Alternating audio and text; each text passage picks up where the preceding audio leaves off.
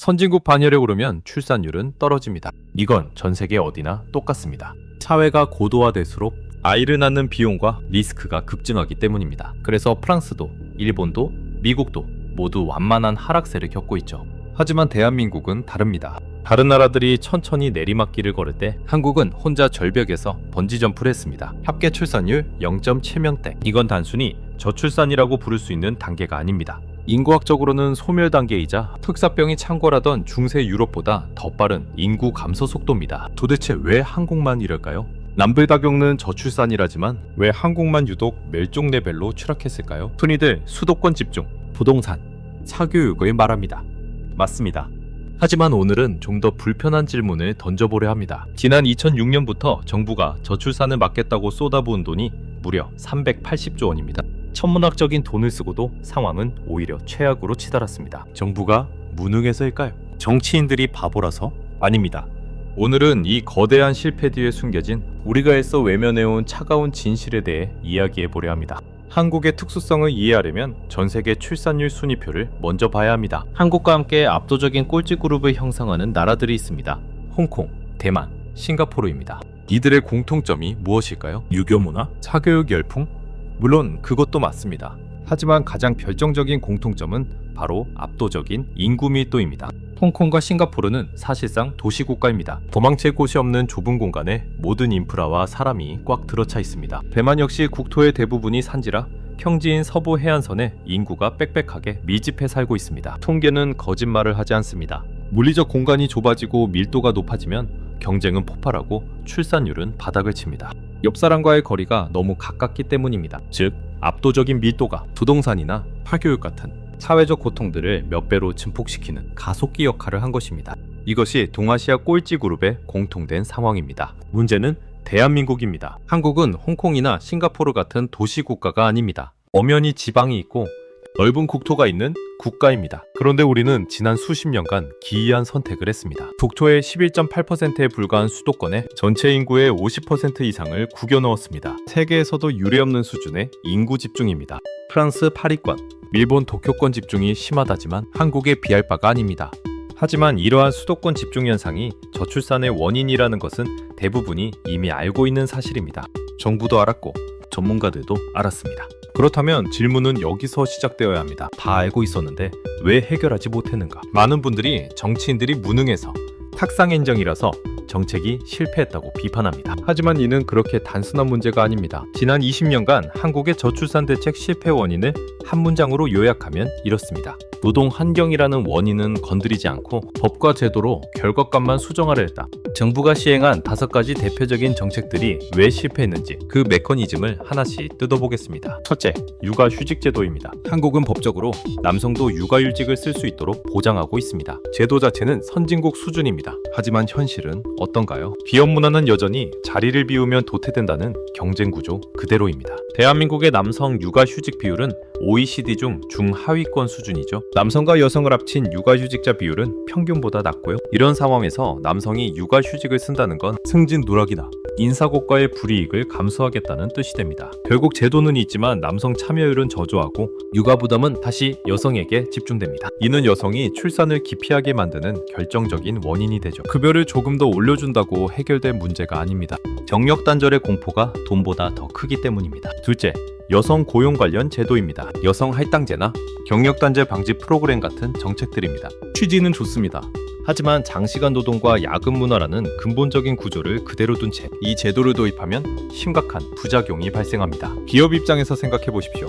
언제든 야근이 가능하고 24시간 대기해야 하는 현재의 구조 속에서 특정 성별에게만 예외적인 휴가나 할당이 적용된다면 기업은 이를 비용이나 관리 리스크로 인식하게 됩니다. 결국 채용 단계에서부터 여성을 꺼리게 되거나 조직 내에서 왜 나만 일을 더 해야 하느냐는 남녀 갈등이 폭발하게 됩니다.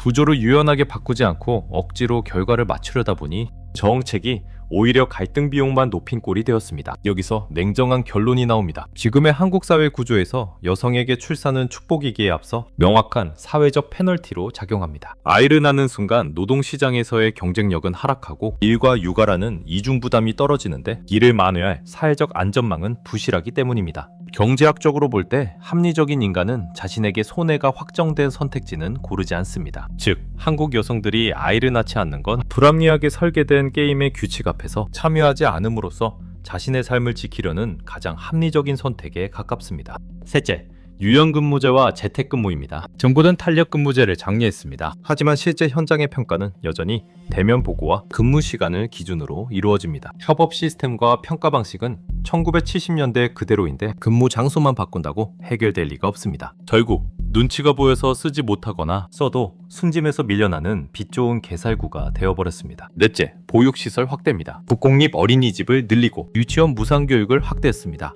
보육의 접근성은 확실히 좋아졌습니다. 하지만 부모들이 아이를 안 낳는 진짜 이유는 어린이집이 없어서가 아닙니다. 아이가 자라면서 겪게 돼 수도권의 살인적인 입시 경쟁과 사교육 부담 때문입니다. 보육시설은 늘었지만 부모 머릿속에 있는 출산은 마이너스 투자라는 구조적 판단은 바뀌지 않았습니다. 마지막으로 각종 현금성 지원입니다. 아동수당, 출산지원금, 기저귀 지원 등 막대한 예산이 여기에 쓰였습니다. 하지만 단기적인 현금 지원으로는 아이 한 명을 키우는 데 들어가는 수억 원의 주거비와 사교육비, 그리고 부모의 기회비용을 상쇄할 수 없습니다. 이는 돈으로 해결할 수 있는 문제와 구조적인 문제의 차이를 명확하게 보여주는 사례입니다. 결국 이 5가지 사례가 보여주는 공통점은 명확합니다. 원인은 방치하고 증상만 완화하려 했던 대증요법의 한계입니다. 저출산의 핵심 원인은 수도권 집중이었지만 그것을 가속화한 것은 이러한 정책들이었던 거죠. 그렇다면 질문해야 합니다. 정부와 국회는 왜 뻔히 보이는 구조적인 원인을 제거하지 않았을까요? 단순히 무능해서?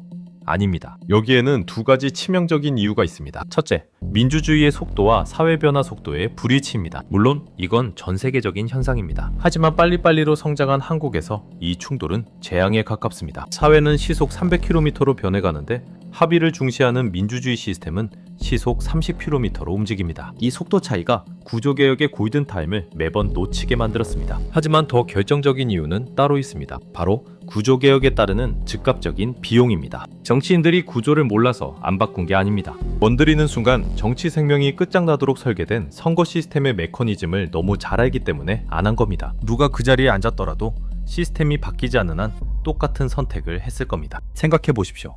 수도권 집중을 해결하려면 서울의 자원을 강제로 지방으로 옮겨야 합니다. 그 순간 서울 부동산 가격은 흔들릴 것이고 서울 유권자들은 등을 돌릴 겁니다. 노동시장을 개혁하려면 기성세대 정규직의 양보를 요구해야 합니다. 그 순간 거대한 저항과 시위에 직면할 겁니다. 이게 딜레마의 핵심입니다. 구조개혁의 열매는 10년, 20년 뒤에나 열립니다. 하지만 그 개혁을 위해 치러야 할 고통과 비용은 당장 내일 발생합니다. 5년마다 선거를 치러야 하는 정치인 입장에서 이건 자살행위나 마찬가지입니다. 미래를 위해 당장의 표를 포기하고 욕을 먹는다? 현실 정치에서 그런 선택을 할 수 있는 사람은 거의 없습니다. 그래서 좌파든 우파든 진보든 보수든 결국 똑같은 선택을 하게 되는 겁니다. 고통스러운 수술 대신 달콤한 진통제를 처방하는 것. 그게 정치적으로는 가장 안전하고 합리적인 생존 전략이었기 때문입니다. 결국 민주주의가 고도화될수록 정치는 점점 관리형으로 변질됩니다. 선거는 치열하지만 정작 누구도 구조를 건드리겠다고 말하지 않습니다. 유권자들 역시 당장의 내 집값,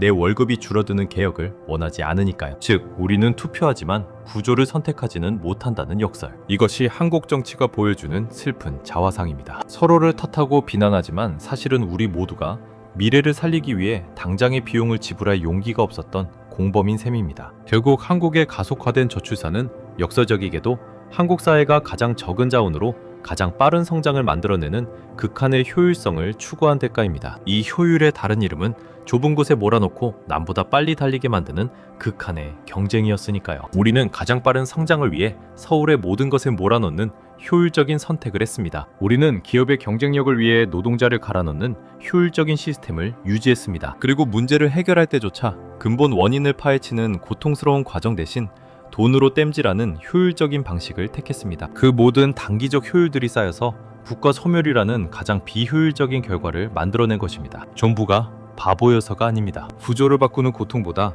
천천히 소멸하는 안락함을 택한 결과입니다. 이제 다시 처음의 숫자로 돌아가 봅시다. 0.7명. 이 숫자는 경고등이 아닙니다. 기존의 방식, 기존의 시스템, 기존의 사고방식으로는 더 이상 이 사회를 유지할 수 없다는 사망 선고입니다. 당연하지만 개인에게 희생을 강요할 수는 없습니다. 각자의 삶은 소중하니까요. 하지만 중요한 것은 이 대가를 우리와 다음 세대가 치르게 될 것이라는 겁니다. 진통제는 이제 듣지 않습니다. 우리는 이제 뼈를 깎는 수술을 할 것인지 아니면 이대로 서서히 멈춰설 것인지 진짜 선택을 해야 할 시간입니다.